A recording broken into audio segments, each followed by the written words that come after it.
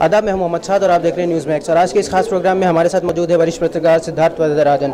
और जिस तरीके से हाल ही में मीडिया जगत पे और खुसूसी तौर पे पत्रकारों पे हमला हो रहा है, उसी से रिलेटेड प्रेस क्लब में जो मीटिंग है इसके ताल्लुक से आइए बात करते हैं। तो जिस तरीके से पत्रकारों पर आए दिन हमला बढ़ता जा रहा है, तो इस चीज़ को कैसे मीडिया जगत को लेना चाहिए, और जबकि मीडिया जगत ने खुद भी बंटवारा है, तो इस चीज़ को कैसे देखना चाहिए और लेना चाहिए?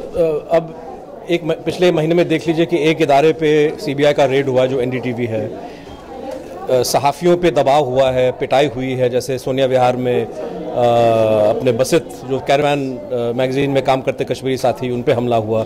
राजस्थान में कुछ पत्रकारों पे जो है पुलिस की कार्रवाई हुई, क्योंकि वो बजरंग दल की ऐसे ख़तरनाक कार्यक्रम को कवर करने की कोशिश कर रहे थे जो जाहिर है कि पुलिस नहीं चाहता था कि इसकी खबर बाहर निकले।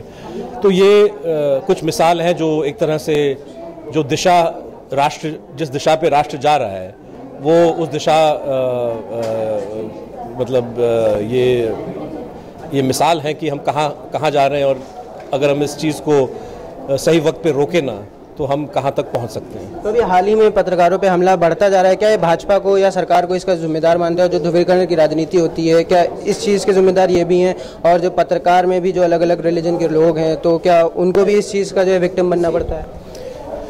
मैं तो सरकार को तो दोषी ठहराता ही हूँ, क्योंकि अब एनडीटीवी पे रेड उन्होंने करवाया, राजस्थान में उनकी सरकार है, दिल्ली में पुलिस जो है उन्हीं के हाथ में है। लेकिन ये सिर्फ बीजेपी तक सीमित नहीं है। कर्नाटक में जो 2 पत्रकारों पे कानूनी कार्रवाई, कंटेम्प्ट, ये कांग्रेस की सरकार वहाँ कर्नाटक में उन्होंने चलाया है।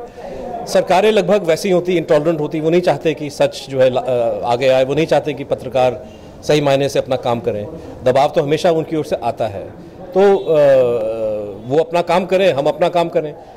ज़रूरत यह है कि भाई, ज़रूरी है कि जो पत्रकार हैं बगैर ये सोचे कि भाई आज हमला किसी और पे हुआ है, मुझ पे नहीं हुआ, वो कैरवान मैगज़ीन वाला है, एनडीटीवी वाला है, हम तो सुरक्षित हैं। लेकिन नहीं, आप सुरक्षित नहीं हो, क्योंकि आज जो हमला किसी और पे हो रहा है, कल वो आप पे होगा, और फिर सारी सहाफ़ियत की बिरादरी पे होगा। और सहाफ़ियत की बिरादरी पे जब हमला होगा तो आप समझते हैं कि जमहूरियत का हाल क्या होगा। हिंदुस्तान में ये सरकार चाहती है शायद कि मीडिया वही भजन मंडली टाइप की मीडिया हो जो सरकार के गुण गाए।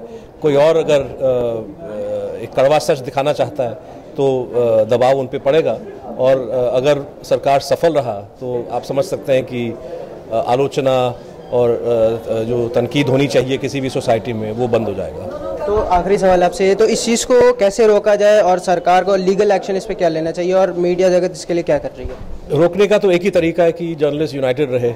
कानून और कानून का इन्फोर्समेंट जो है, सारे जो कार्ड्स हैं वो सरकार के हाथ में है। मुझे लगता है कि कोई ऐसा कानूनी कदम जो है मीडिया उतनी आसानी से उठा सकता है, लेकिन जब तक हम यूनाइटेड रहें तो सरकार जो है और कोई भी जो प्रेस के गले को दबाना चाहे, इतनी आसान वो काम नहीं होगा उनके लिए। जैसे ही हमारी यूनिटी टूट जाए तो फिर जो है सरकार का काम आसान हो जाता है। तो ये थे हमारे साथ वरिष्ठ पत्रकार सिद्धार्थ वरदराजन, जिन्होंने तमाम बातों पे अपनी राय रखी, और जो हाल ही में मीडिया जगत पे लगातार हमले बढ़ते आ रहे हैं, इस चीज़ को नज़रअंदाज नहीं करना चाहिए, और मीडिया को भी एकजुट होकर इसका मुकाबला करना चाहिए, और सरकार को भी चाहिए कि इन चीज़ों को नज़रअंदाज ना करे, और ताकि एक मुस्बित पैगाम जा सके। तो इसी के साथ साथ देखते रहिए न्यूज़ मैक्स।